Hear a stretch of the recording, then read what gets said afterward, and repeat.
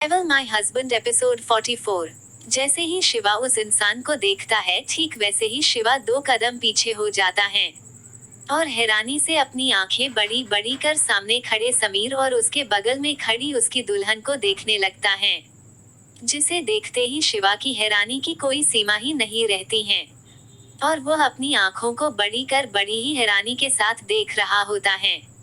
ऐसे क्या देख रहे हो भाई? स्वागत नहीं करोगे अपने छोटे भाई और उसकी पत्नी का? इतना बोल समीर मुस्कुराया और अपने बगल में खड़ी शिवानी को देखने लगता है जो उसे देख मुस्कुरा रही होती हैं। शिवानी को समीर की पत्नी के रूप में देखकर शिवा के हैरानी की कोई सीमा ही नहीं होती है और वो वैसे ही हैरान नजरों से शिवानी की तरफ देखकर बोला, ये सब क्या है? समीर मुस्कुराते, क्या है, क्यों बोल रहे हो भाई, ये बोलो, हम दोनों ने शादी कैसे की और क्यों की, सब पूछ लेना, मगर छोटा भाई शादी कर आया है, उसका स्वागत करो, मिठाई बांटो। शिवा की तरफ शैतानी चमक लिए, क्या हुआ भाई, आप खुश नहीं हो हमारी शादी से, या आपको अब जलन हो रही है क्योंकि शिवानी अब से मेरी पत्नी बन गई इसलिए? इतना बोलकर समीर मुस्कुराते हुए ही शिवा को देखता है। शिवा समीर की सारी बातों को इग्नोर कर शिवानी के पास जा उसे देख बोला, ये सब क्या है शिवानी, तुम ऐसा कैसे कर सकती हो? तुम समीर से शादी कैसे कर सकती हो? शिवानी मुस्कुराते हुए ही, बिल्कुल वैसे जैसे तुम शादीशुदा होने के बाद बाहर किसी लड़की से एक्स्ट्रा मैरिजिकल अफेयर रख सकते हो, ठीक वैसे ही मैंने भी समीर से शादी कर ली। इतना बोल शिवानी शांत होती हैं और समीर का एक हाथ अपने दोनों हाथों में भर कर बोली, समीर चलो मुझे अपने बेडरूम में लेकर चलो, वैसे भी यहाँ काफी गर्मी है और कुछ लोगों को देखकर मेरा सर दर्द कर रहा है, तो चलो यहाँ से चलते हैं। इतना बोल वह समीर को देखती हैं। चलो जान चलते हैं यहाँ से, इतना बोलकर वो भी उसे वहां से अपने साथ ले जाता है और शिवा वहीं पर खड़ा बस हैरानी से उन दोनों को देखते रहता है। शिवा अभी हैरानी से बस ऊपर सीढ़ियों की तरफ देख ही रहा था, उतने में ही उसे ऊपर से नन्हा वंश आते हुए दिखता है, जिसे देखकर शिवा की आंखें आंसुओं से भीग जाती हैं और वह जल्दी से वंश के पास जाकर उसे अपनी गोद में उठाकर अपने सीने से लगा लेता है। तो वंश भी अपनी नन्ही बाहें शिवा पर लपेट देता है और खुद भी आंखें बंद कर लेता है। शिवा अपने मन में खुद से बातें करते हुए ही बोला, तुम नहीं जानती शिवानी, तुमने खुद अपने पैरों पर कितनी बड़ी कुल्हाड़ी मारी है, मैं तो आज तुम्हें हमारा बेटा सौंपकर तुम्हारी जिंदगी से हमेशा हमेशा के लिए जाने वाला था, अपना सब कुछ तुम्हारे नाम करके, मगर तुम नहीं जानती तुमने क्या किया है और कितनी बड़ी मुसीबत को अपने गले से लगाया है।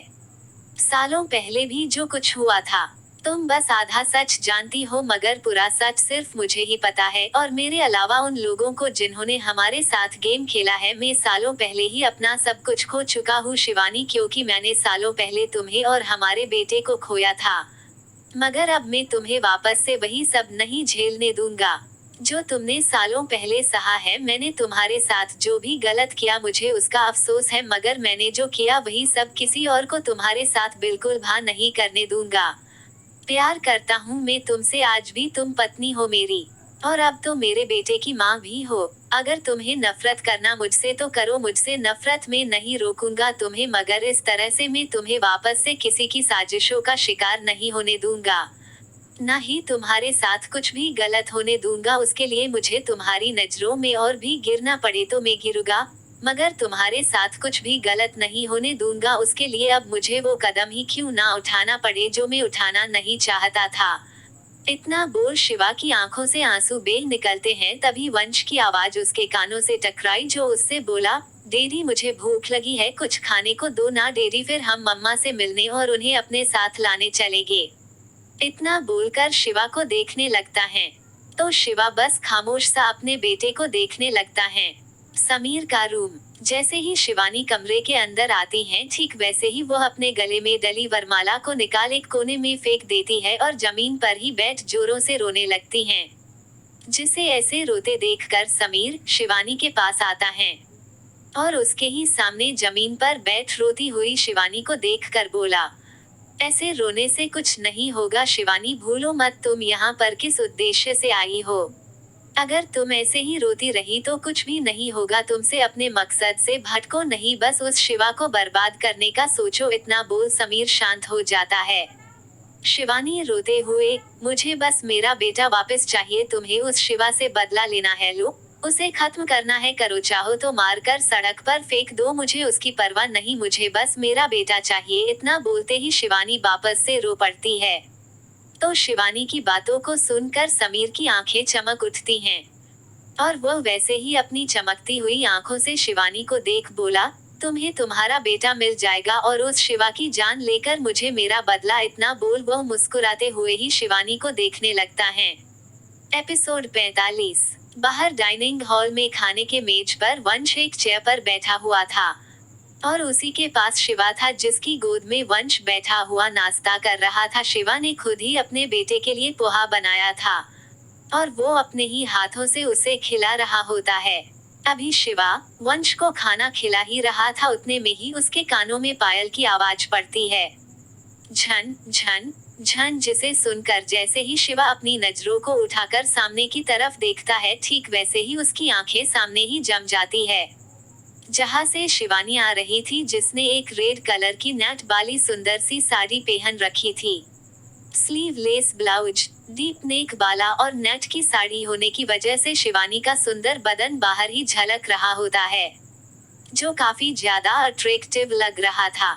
शिवानी के मांग में ढेर सारा सिंदूर, गले में मंगलसूत्र, हाथों में चूड़ियां, पैर में पायल, कुल मिलाकर शिवानी किसी नई नवेली दुल्हन की तरह लग रही थी, जिसे वैसे देखकर शिवा की नजर बस शिवानी पर ही जम सी जाती हैं और वो बस प्यार भरी नजरों के साथ ही शिवानी को देख रहा था।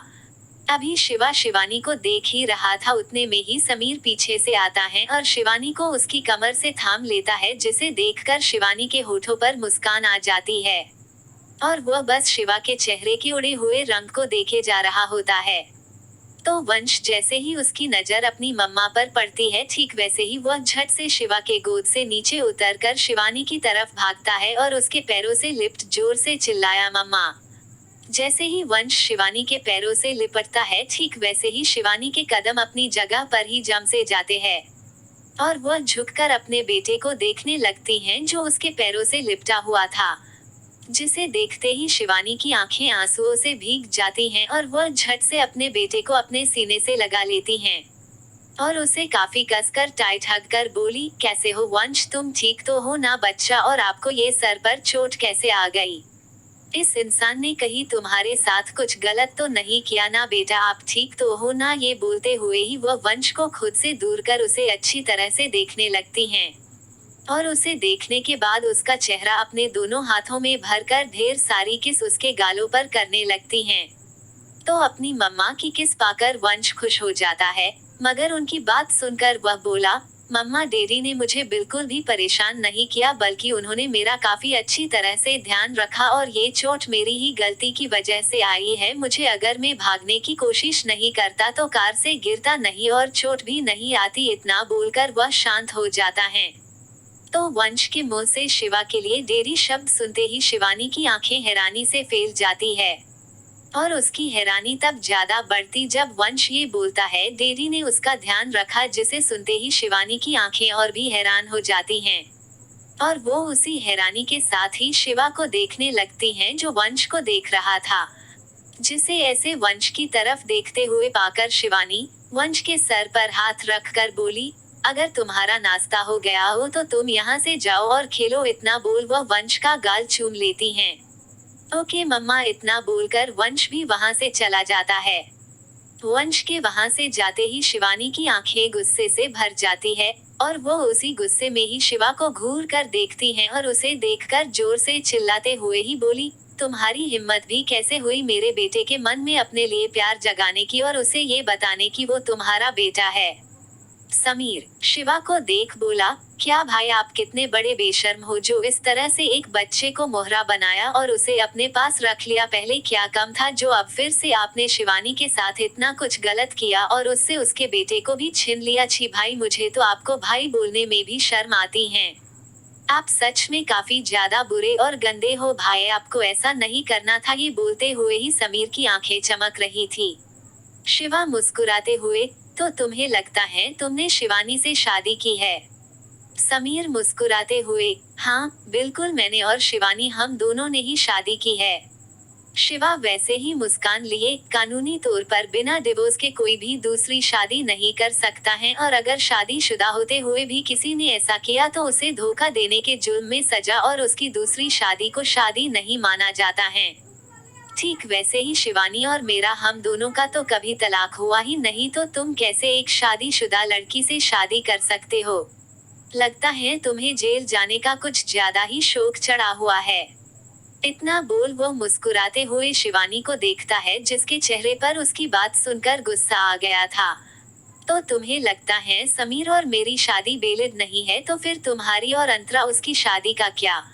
वो भी इनवैलिड हुई फिर? तो शिवानी भी अपनी आंखों में चमक लिए बोली, मेरी और अंतरा हम दोनों की कभी शादी हुई ही नहीं, तो कैसे वो गैर कानूनी हो सकती हैं जब कोई शादी ही ना हो? झूठ, शिवानी हैरानी से बोली, मेरी सिर्फ एक ही बीवी है और वो हो तुम, और तुम्हारे अलावा मेरी जिंदगी में कोई भी दूसरी लड़की नहीं है। अंतरा भी नहीं। इतना बोल शिवा खामोश हो जाता है, तो शिवानी उसकी बात सुनकर हैरान रह जाती हैं। प्लीज आप एसबी चैनल को सब्सक्राइब कर लीजिए, साथ की बेल आइकन को प्रेस करना ना भूले।